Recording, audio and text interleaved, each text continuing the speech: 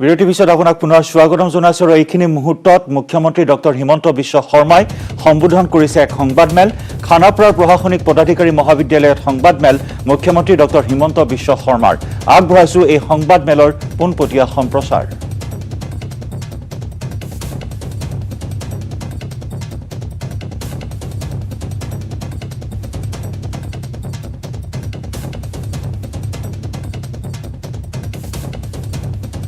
বিভাগক সহযোগিতা কৰিবৰ বাবে আন সকলো বিভাগে একত্ৰিত হৈ কোভিডৰ বিৰুদ্ধে যুঁজখনত নামি পৰিছে পৰিৱেশ বহু যে উন্নত হৈছে তাক মই দাবী নকৰো কিন্তু যোৱা 3টা দিনত ই অকণমান যেন কৰবাত আহাৰ এটা কিৰণ দেখুৱাইছে তেনেকুৱা এটা আৰম্ভণিৰ চিন অলপ আমি দেখা পাইছো কিন্তু তাৰ লগে লগে ব্ল্যাক ফাংগাছৰ দৰে নতুন প্ৰশ্নও আহি পৰিছে কোভিডৰ পৰিৱেশ লৈ কেশৱ মহন্ত ডাঙৰীয়াই আপোনালোকক অহা কালি আনুষ্ঠানিক সাংবাদিক মেল এখন কৰিব য'ত ৰাজ্যৰ কোভিড পৰিৱেশ ব্ল্যাক ফাংগাছৰ প্ৰাদুৰ্ভাৱ আৰু ব্ল্যাক ফাংগাছক আমি পেণ্ডেমিকৰ পাৰ্ট হিচাপে ডিক্লেয়াৰ কৰা যি নটিফিকেশ্যন আদি আমাৰ ওলাব এই গোটেইখিনি সামৰি ৰাজ্যৰ স্বাস্থ্য মন্ত্ৰী কেশৱ মহন্ত ডাঙৰীয়াই অহাকালি আপোনালোকক এখন সাংবাদিক মেল সম্বোধন কৰিব পজিটিভিটি ৰেট 6.9 6.14 লৈকে আহি পৰিছে প্ৰতিদিনাই আমি 1 লাখ টেষ্ট কৰাৰ সংকল্পৰে আগবাঢ়িছো কন্টেইনমেন্ট পলিসি আমি যিমান পাৰো আমি মানুহক বহুত বেছি কষ্ট নিদিয়াকৈ মানুহৰ জীৱন ৰক্ষাৰ বাবে আমি যিমানখিনি কৰিব পাৰো আমি চেষ্টা কৰিছো আৰু আমাৰ অসম মন্ত্ৰী সভাৰ প্ৰায়বোৰ মন্ত্ৰী বিভিন্ন জিলাৰ লগত সঘনে যোগাযোগ ৰাখিছে নিজে গৈছেও মই আজি ৰাতিপুৱা বৰপেটাত গৈছো ঠিক সেইধৰণে স্বাস্থ্য মন্ত্ৰীও বিভিন্ন জায়গাত ঘূৰিছে আৰু বিশেষকৈ ৰাতিৰ ভাগত চিকিৎসা ভাল হওক তাৰ কাৰণে আমি ভৰপুৰ প্ৰয়াস কৰিছো কোভিড 19ৰ প্ৰথম ৱেভ হওক দ্বিতীয় ৱেভ হওক তৃতীয় ৱেভ হওক এই ৱেভৰ পৰা হাত সাৰিবৰ বাবে আমাক আটাইতকৈ প্ৰয়োজন হ'ল ভ্যাকচিন আজিৰ দিনটোত আমি জানো যে ৰাষ্ট্ৰত ভ্যাকচিনৰ নাটনি আছে 120 কোটি জনসাধাৰণক একেটা দিনতে ভ্যাকচিন দিয়া সম্ভৱ নহয় পালস পলিঅ হওক টিবিয়ে হওক আন বিভিন্ন বেমাৰৰ ক্ষেত্ৰত প্ৰতিষেধক টিকা দিবলৈ গৈ আমি 20 বছৰ 25 বছৰ সময় অপেক্ষা কৰিছিলো কিন্তু কোভিড এনেকুৱা এটা মহামাৰী য'ত আমি অপেক্ষা কৰাৰ সময় আমাৰ হাতত নাথাকে ভাৰত চৰকাৰে আমাক যিমান পাৰে সহায় কৰিছে প্ৰায় 35 লাখ লোকক আমি ভ্যাকচিনেশন কৰিব পাৰিছো আমাৰ মনত যেটো সাধন বা আমাৰ যেটো ইনফ্ৰাষ্ট্ৰাকচাৰ প্ৰতিটো দিনত আমি 1 লাখ ভ্যাকচিন কৰিব পাৰো কিন্তু বৰ্তমান আমি 50,000ৰ আশে-পাশে ভ্যাকচিন কৰি আছো ভ্যাকচিনাইজেশন কৰি আছো যেহেতু আমাৰ টিকাৰ স্পষ্ট অভাৱ দেশতে আছে কিন্তু অহা মাহ তাৰ পিছৰ মাহসমূহত লাহে লাহে ভ্যাকচিনৰ অভাৱ কমি যাব কাৰণ ইতিমধ্যে ভাৰত চৰকাৰে কেবাটাও ব্যৱস্থা লৈছে যাতে ৰাজ্যত বা দেশত পৰ্যাপ্ত পৰিমাণৰ ভ্যাকচিন উপলব্ধ হয় কোভ্যাক্সিন কোভিশিল্ডৰ নিৰ্মাণৰ উপৰিও জাইডাছ কেডিলাৰ আন এটা ভ্যাকচিন ভাৰত চৰকাৰে এপ্ৰুভ কৰিছে স্পুটনিক ভ্যাকচিনৰ প্ৰথম ড'জ বিলাক আহিব আৰম্ভ কৰিছে আৰু আন নভামেক জনসন কেবাটাও ভ্যাকচিনৰ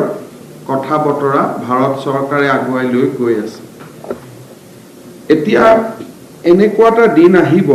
যে হয়তো জুলাই হওক আগষ্ট হওক এনেকুৱা এটা সময় আহিব য'ত ভ্যাকচিন পৰ্যাপ্ত হ'ব কিন্তু পৰ্যাপ্ত যেতিয়া ভ্যাকচিন হ'ব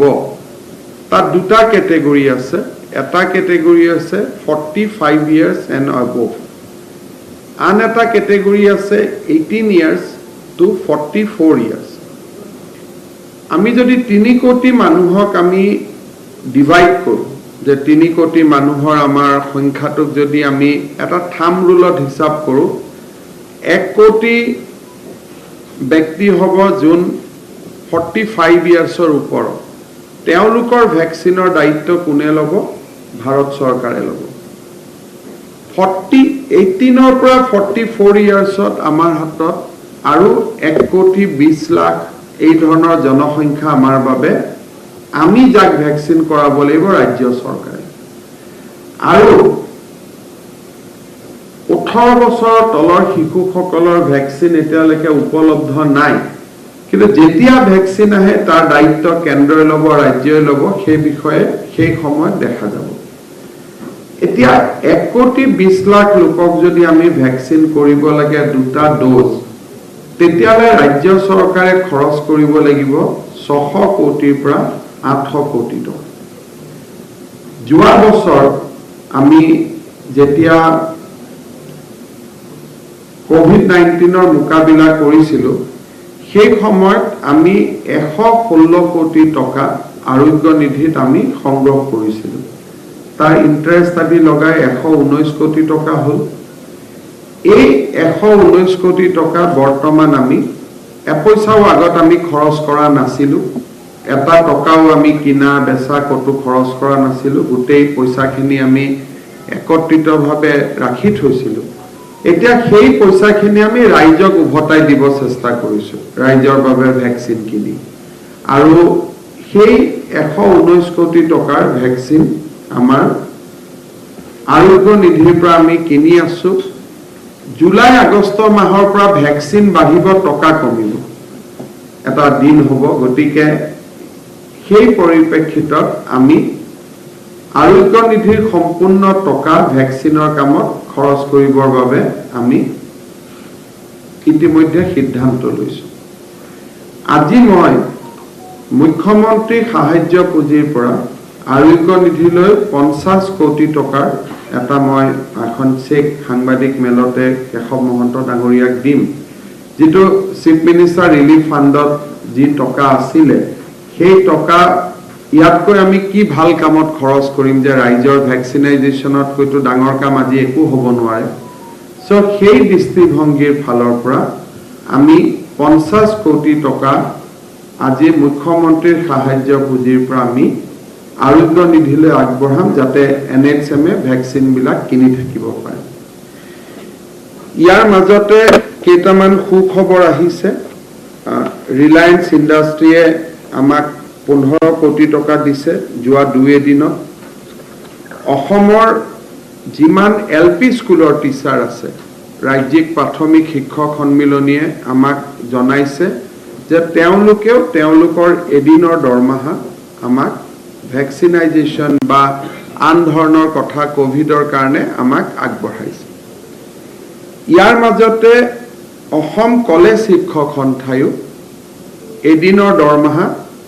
ভ্যাকচিনাইজেশ্যনৰ কাৰণে আগবঢ়াইছে। গুৱাহাটী বিশ্ববিদ্যালয়ে 15 লাখ টকা,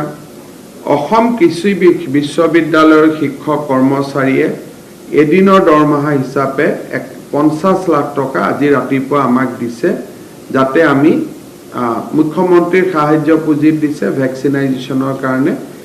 এই গোটেইবিলাক টকা আমি আৰোগ্য নিধিলৈ সময়ে সময়ে দি থাকিম। মুখ্যমন্ত্ৰীৰ সাহায্য পুঁজিতে আগবঢ়াওক বা আৰোগ্য নিধিতে দিয়ক, আমি এই গোটেই পুঁজিখিনি কোভিডৰ নামত আমাক যিমান দান বৰঙণি মুখ্যমন্ত্ৰীৰ সাহায্য পুঁজিত আহিব, সেই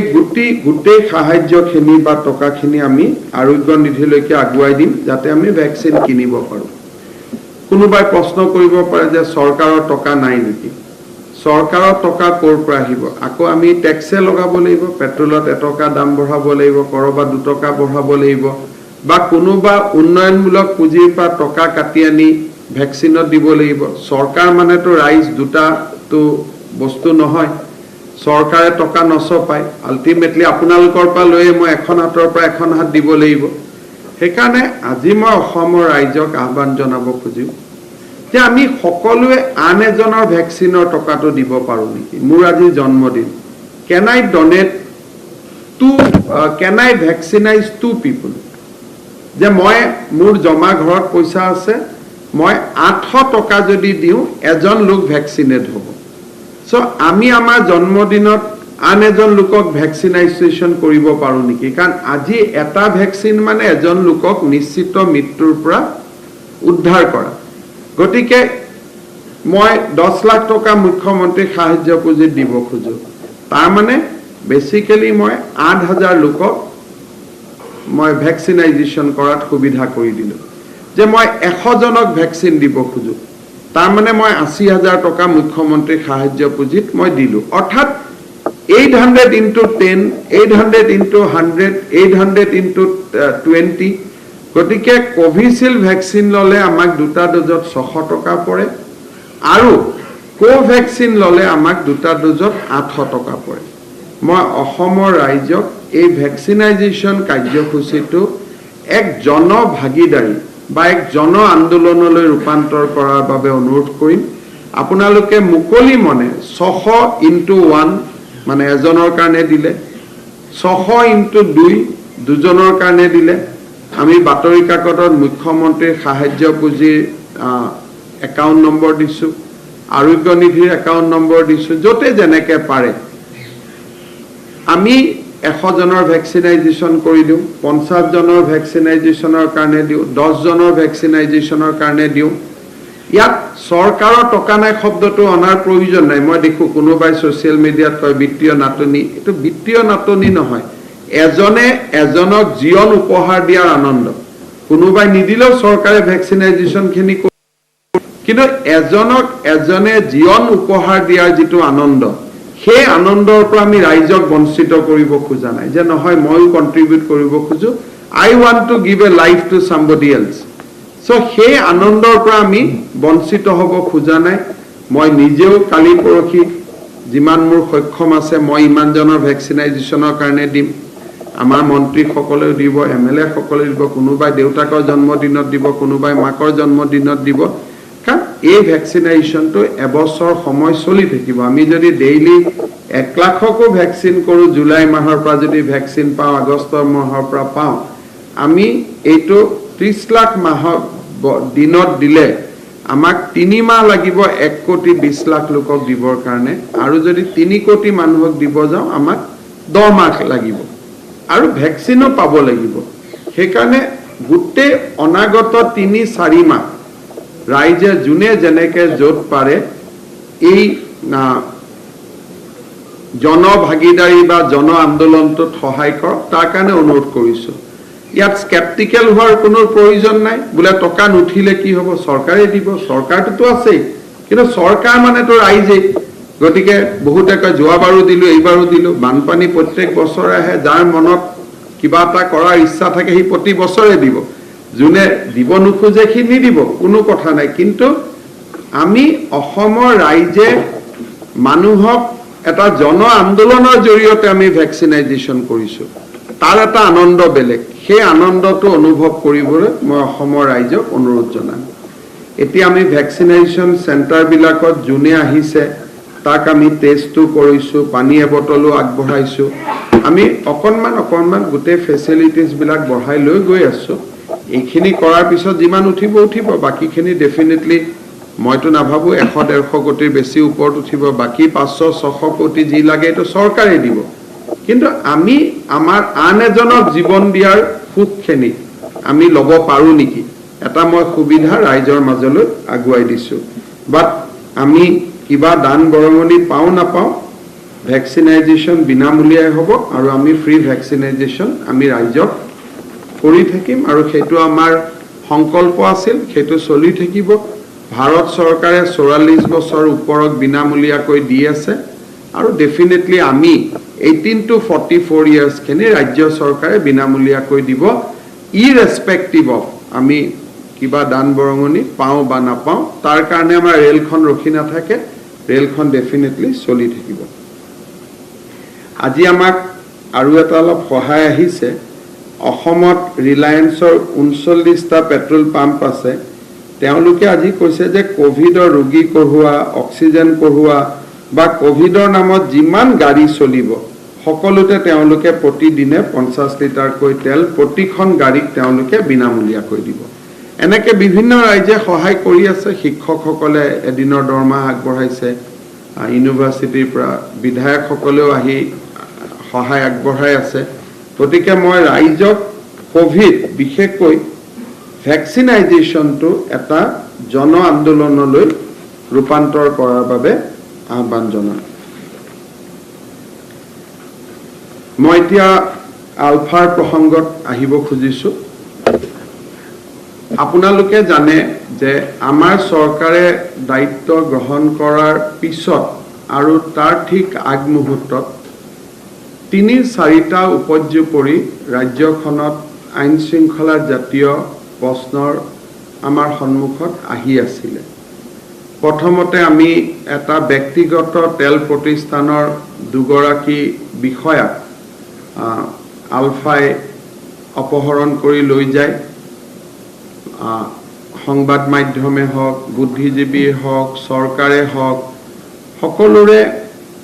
আবেদন নিবেদনৰ ওপৰত ভিত্তি কৰি এটা সময়ত সংযুক্ত মুক্তিবাহিনী অসমে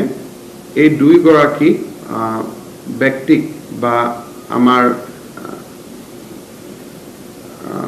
যি কৰ্মচাৰী আছিল সেই ব্যক্তিগত প্ৰতিষ্ঠানৰ কৰ্মচাৰী তেওঁলোকক মুকলি কৰি দিয়ে এই ঘটনাটো চলি থকাৰ ঠিক সমান্তৰাল বা কেইদিনমান পিছত ONGCৰ আৰু 3জন কৰ্মচাৰীক 21 এপ্ৰিলৰ পুৱতি নিশা আলফাই অপহৰণ কৰি লৈ যায় প্ৰথম অৱস্থাৰ পৰা আমি জানো যে এইটো আলফাৰ দ্বাৰা সংঘটিত হৈছিল কিন্তু আমি আলফাৰ নামটো এই কাৰণে কোৱা নাছিলো কাৰণ আলফাই নিয়া নাই বুলি কৈছিলে গতিকে আমি যেহেতু কোনে নিছে কোনে নিয়া নাই সেইটো ইস্যু নহয় ইস্যুটো হল সুৰক্ষা বা সুৰক্ষিতভাৱে উভতি আহা আমি দেখা পালো যে সেই সময়ছোৱাত আৰক্ষী সামৰিক বাহিনী সকলোৰে এটা অপাৰেশন চলিছিল দুজনক উদ্ধাৰ কৰা হল আৰু ৰিতুল শইকীয়া আলফাই তেওঁক লৈ যায় আৰু ভাৰত সীমান্ত পাৰ কৰি বৰ্তমান ৰিতুল শইকীয়াক মাইনমাৰলৈকে লৈ যোৱা হৈছে মাইনমাৰত ৰিতুল শইকীয়া সুস্থ হৈ আছে আৰু আমাৰ যিমান খা খবৰ মতে তেওঁ খোৱা বোৱা স্বাস্থ্য গোটেইখিনি যত্ন লোৱা হৈছে মই যোৱা পৰহি ৰিতুল শইকীয়াৰ ঘৰত গৈছিলো ৰিতুল শইকীয়া তেওঁৰ দেউতাক মাক আৰু এটা পত্নী নতুনকৈ বিয়া কৰোৱাৰ পিছত আৰু এটা সৰু সন্তান আৰু সেই সৰু সন্তানটোক আপোনালোকে সকলোৱে টিভিত লক্ষ্য কৰিছে বহুত সাংবাদিকে নিশ্চয় তেওঁৰ ঘৰতো গৈছে পৰিয়ালটোত এটা যথেষ্ট কৰুণ পৰিবেশ এটা আমি সকলোৱে দেখা পাইছো মোৰ ইমানখিনি পৰিয়ালটোৰ বিষয়ে মই আগত নাজানিছিলো কিন্তু পৰহি দিনাখন যেতিয়া মই পৰিয়ালটোৰ ঘৰলৈকে যাওঁ তেতিয়া মই দেউতাকে মোক তেওঁৰ গোটেই জীৱনৰ বিষয়ে কৈ আছিল যে লৰাজনে প্ৰথম 2006 লৈকে ঘৰতে খেতি বাতি কৰি দেউতাক মাকক চোৱাচিতা কৰি আছিল 6 চনত লৰাজন পুনেলৈকে যায় পুনেত এটা মাৰুতি কোম্পানীৰ ওয়াৰ্কশপত মেকানিক হিচাপে লৰাজনে কাম কৰে আৰু 2016 চনলৈকে 10 বছৰ পুনেত এটা সৰু মাৰুতি কোম্পানীৰ ওয়াৰ্কশপত লৰাজনে কাম কৰে কাম কৰি থকা অৱস্থাতে নিজৰ ভায়েকক ৰিতুল শইকীয়া পঢ়াই ভায়েকজনকো মানুহ হিচাপে নিৰ্মাণ কৰে আৰু বন্ধটো যেতিয়া আহে হি ঘৰৰ খেতি বাতিৰ কাম কৰে পৰিয়ালটোক চলাই লাহে লাহে হি গাঁৱৰ বেলেগ লৰাকো পুনেত লৈ গৈছিলে নিজৰ ভায়েককো লৈ গৈছিলে এই ধৰণে কৰি কৰি 16 চনত এটা এই সৰু টকা দি দেউতাকক পেচমেকাৰো লগালে গোটেইখিনি কৰিলে আৰু শেষত গৈ 16 চনত ITI ল'ৰাজনে পাছ কৰাৰ পিছত এনেকে কৰোঁতে লাকুৱাত ONGC নিম্ন বৰ্গৰ সহায়ক হিচাপে টেকনিক্যাল পাৰ্সন হিচাপে যোগদান কৰে মই অত্যন্ত বিনম্ৰতাৰে সৈতে আলফাৰ সেনাধ্যক্ষ পৰেশ বৰুৱা ডাঙৰীয়াক অনুৰোধ কৰিম যে তেখেতেও যদি কেতিয়াবা এই ল'ৰাজনৰ ঘৰত আহে সন্তান্তিক সৰু শিশুটিক দেখা পালে মই একেবাৰে নিশ্চিত তেওঁৰ চকুৰেও চকু পানী নিগৰি পৰিব ONGC হওক অইলে হওক আমাৰ ৰাইজৰ বিভিন্ন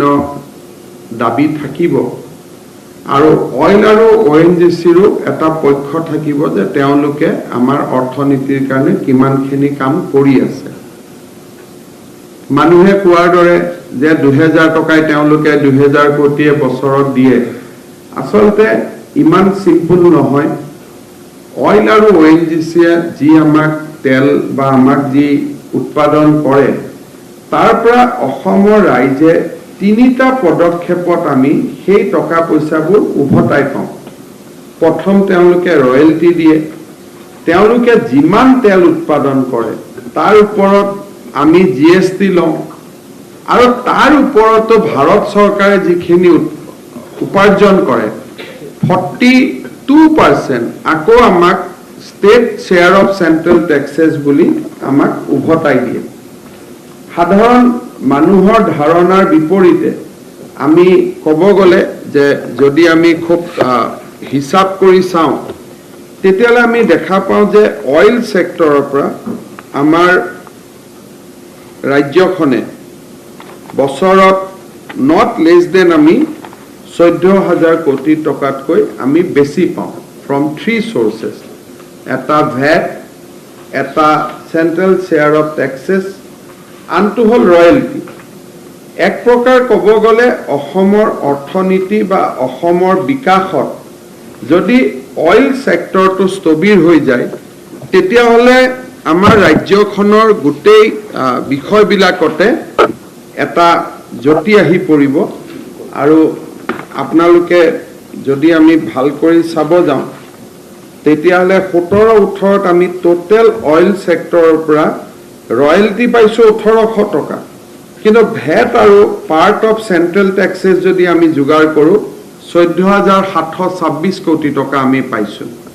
আৰু অইল সেক্টৰৰ পৰা 19-20 চনত আমি পাইছো 16007 কোটি টকা আনকি 2016-17ত আমাক সেই সময়ত পেট্ৰলিয়ামৰ ৰয়েলটিৰ বাবদ 7700 কোটি টকা প্ৰধানমন্ত্ৰী মোদী ডাঙৰীয়াই আমাক উভতাই দিছে অইল সেক্টৰত নুমলীগড় ৰিফাইনাৰী 9 মিলিয়ন মেট্ৰিক টনলৈকে এক্সপান্ড কৰা এক বৃহৎ প্ৰকল্প চলি আছে এই মুহূৰ্তত যদি অইল সেক্টৰৰ ওপৰত উপৰ্যপৰি আক্ৰমণ চলে আমাৰ ৰাজ্যখনৰ অৰ্থনীতিৰ মেৰুদণ্ডডালো ভাঙি যাব because it is not about 1800 crore এটো 1800 কোটি টকাৰ কথা নহয় এটো 18000 কোটি টকাৰ কথা it is about expansion of Numaligarh refinery যেটো 9 MMT লৈকে গৈ আছে গ্যাস উৎপাদন নহলে লাকুৱা তাপবিদ্যুৎ প্ৰকল্প আমি চলাব নোৱাৰো গ্যাস উৎপাদন নহলে অসমৰ টি গাৰ্ডেনৰ আমি ফ্যাক্টৰী বিলাক চলাব নোৱাৰো গ্যাস উৎপাদন নহলে অসমত আমি গ্যাস ক্ৰেকাৰ চলাব নোৱাৰো সো কেতিয়াবা আমি গোটেই বিষয়টো খুব সীমিত কৰি কথা কোৱাৰ কাৰণে অইল আৰু পেট্ৰলিয়াম সেক্টৰৰ কন্ট্ৰিবিউশনটোৰ কথা আমি কেতিয়াবা পাহৰি যাওঁ ৰিতুল শইকীয়া এগৰাকী সাধাৰণ কৰ্মচাৰী আছিল তেওঁৰ অপহৰণে আমাক বা তেওঁক লৈ যেটো আমি ভাবো যে অইল আৰু ONGC কিবা কাম কৰি দিব আজিতকৈ কিবা নতুন কৰিব বা আমাৰ দাবী আছে হেবিলাক চাব লাগে মই ভাবো যে এই গোটেই বিষয়টো ৰিতুল শইকীয়াৰ জৰিয়তে নহয় এই কাম যদি হ'ব লাগে ৰাজ্য চৰকাৰৰ জৰিয়তে হ'ব অৰ্থাৎ যদি অইল আৰু ONGCৰ পৰা আমি আৰু কিবা আমাৰ অপেক্ষা আছে সেই কাম ৰাজ্য চৰকাৰে কৰিব লাগিব আজি ৰাজ্য চৰকাৰে গৈ প্ৰধানমন্ত্ৰীক ক'ব লাগিব ৰিতুল শইকীয়াই এই কামখিনি কৰিব নোৱাৰে বা তেওঁৰ অপহৰণেও এই সমস্যাটো সমাধান কৰিব নোৱাৰে আজি যদি আমি ভাবো যে অইল আৰু ONGC আৰু বেছি অসমৰ কাৰণে কাম কৰিব লাগে সেই কামখিনি কাৰ জৰিয়তে হ'ব ৰাজ্য চৰকাৰৰ জৰিয়তে হ'ব গতিকে মই আলফাই হক আন দল সংগঠনসমূহক ক'ব খোজো যে আমি ৰাজ্য চৰকাৰে প্ৰচেষ্টা কৰিম যে অইল আৰু ONGC আৰু অসমৰ অৰ্থনীতিত সেৱা আগবঢ়াওক let them contribute more আৰু সেই দায়িত্বটো মূৰৰ ওপৰত থাকিব আমাৰ ৰাজ্য চৰকাৰৰ মূৰৰ ওপৰত থাকিব আৰু এই কামখিনি কৰাটো আমাৰ দায়িত্ব আৰু এই কামখিনি কৰিবৰ কাৰণে আমাক বাধ্য কৰাবৰ প্ৰয়োজন নাই কাৰণ আমি হেতুক আমাৰ দায়িত্ব বুলি অনুভৱ কৰোঁ this is a part of our responsibility that let oil sector contribute more and more for the development of Assam তাতে ৰিতুল শইকীয়াৰ দৰে এজন যুৱকক পিতৃ মাতৃৰ বুকুচাৰ পৰা কাঢ়ি লৈ যোৱা এজন সন্তানৰ পিতৃত্বৰ স্নেহৰ পৰা বঞ্চিত কৰা মই নাভাবো যে these are justified যোৱা কেইটামান দিনত আলফাৰ ফালৰ পৰা 3 মাহৰ অস্ত্ৰ বিৰতিৰ কথা কোৱা হৈছে যুদ্ধ বিৰতিৰ কথা কোৱা হৈছে পৰেশ বৰুৱা ডাঙৰীয়াই টিভিৰ মাধ্যমত কেবাটাও তেখেতে পজিটিভ কথা কৈছে দুই এটা বিষয়ত তেখেতে মোৰ জৰিয়তে কি হ'ব পাৰে তাৰ বিষয়ে উল্লেখ কৰিছে মই ভাবো যে এটা সদিচ্ছাৰ বাতাবৰণ যদি আমি সৃষ্টি কৰো নিশ্চয় আমি বহুত দূৰ আগুৱাই যাব পাৰিম মই পৰেশ বৰুৱা ডাঙৰীয়াক অনুৰোধ কৰিম যে ৰিতুল শইকীয়াৰ মুক্তিৰ জৰিয়তে এটা সদিচ্ছাৰ বাতাবৰণ এটা সৃষ্টি হ'ব অইল আৰু ONGC অসমৰ কাৰণে কৰিব লাগিবই আৰু তেওঁলোকে কৰি থাকিব ইয়াৰ দায়িত্ব মোৰ ওপৰত আছে এই দায়িত্বখিনি মই লৈছো যে অইল আৰু ONGC অসম আমাৰ অসমবাসীৰ স্বাৰ্থ সুৰক্ষিত কৰিব তেওঁলোকে আৰু বেছি ইনভেষ্টমেন্ট কৰিব তেওঁলোকে আৰ্থ সামাজিক দিশত কাম কৰিব এই গোটেই দায়িত্ব মই মোৰ ওপৰত লৈছো তাৰ কাৰণে ৰিতুল শইকীয়াক ধৰি ৰখাৰ কোনো প্ৰয়োজন নাই এই গোটেই কামখিনি মই কৰিম আৰু আমি কৰিম মই নহয় আমি সকলোৱে মিলি কৰিম that is part of our responsibility আমাৰ দায়বদ্ধতা আৰু আমি সুযোগ নিদিম যে আমাক এটো পৰাই দিব লাগে বুলি কাৰণ আমি নিজেই ইমান কাম কৰি অনাগত 5 বছৰত যে আমাক পৰাই দিয়াৰ প্ৰয়োজনেই নোহোৱা হ'ব মই অসমবাসী ৰাইজৰ হৈ পৰেশ বৰুৱা ডাঙৰীয়াক অত্যন্ত বিনম্ৰতাৰে ইয়াত কোনো যে মই চৰকাৰ মোৰ লগত পুলিচ মিলিটাৰী আছে গতিকে মই দম্ভ মাৰি কৈছো একো নহয় এজন অসমীয়া হিচাপে ৰিতুলৰ সন্তানৰ পিতৃ মাতৃৰ চকুত দেখা চকু পানী বিলাকক মনত ধৰি ৰাখিব নোৱাৰি মই এজন অসমীয়া যুৱক হিচাপে পৰেশ বৰুৱা ডাঙৰীয়াক অনুৰোধ কৰিম যে আপুনি ৰিতুলক এৰি দিয়ক ইয়াৰ আগলৈকে আমি কোৱা নাছিলো কাৰণ তেখেতেও অফিচিয়েলি ক্লেইম কৰা নাছিল আৰু আমিও তেওঁ ডিৰেক্টলি ৰিকুৱেষ্ট কৰাৰ কথাটো ভাবা নাছিলো কাৰণ তেওঁ হয়তো ক'ব পাৰে যে মোৰ তাত আছে বুলি চৰকাৰে কি প্ৰমাণ দিব পাৰে বা তেনেকুৱা ধৰণৰ এটা বিতৰ্কত যাব খোজা নাছিলো কাৰণে আমি এই ৰিকুৱেষ্ট কৰা নাছিলো কিন্তু যোৱাকালি যেতিয়া তেখেতে নিজেই ক'লে যে ৰিতুল মোৰ লগত আছে সুৰক্ষিত হৈ আছে গতিকে ডেফিনেটলি মই অত্যন্ত আগ্ৰহেৰে সৈতে পৰেশ বৰুৱা ডাঙৰীয়াক অনুৰোধ কৰিম যে আপুনি ৰিতুল শইকীয়া ডাঙৰীয়াক মুকলি কৰি দিয়ক য'ত যেনেকে আছে আমি তাৰ পৰা তেওঁক লৈ আহিব পাৰিম আপুনি ঘৰত পঠাই দিলে ভাল নহলে আমি গৈ লৈ আহিম বাট কোনো ধৰণৰ কমপ্লিকেশ্যনত নোযোৱাকৈ আমি তেওঁক মুকলি হোৱাটো বিচাৰো অইল আৰু ONGC-ক লৈ যি কথা বতৰা আছে যিমান দূৰ within the constitution within the law যিমান দূৰ অইল আৰু ONGC অসমৰ কাৰণে কাম কৰিব লাগে সেইখিনি দায়িত্ব মোৰ ওপৰত থাকিব মই চেষ্টা কৰিম যে মেক্স আজি 10 কৰি আছে যদি কালি 12 কৰিব লাগে তেওঁলোকে কৰিব দুইটা কোম্পানীয়ে মোক কৈছে যে we are ready to do anything for the people of Assam কিন্তু কোম্পানীটো আৰু বন্ধ কৰি দিলে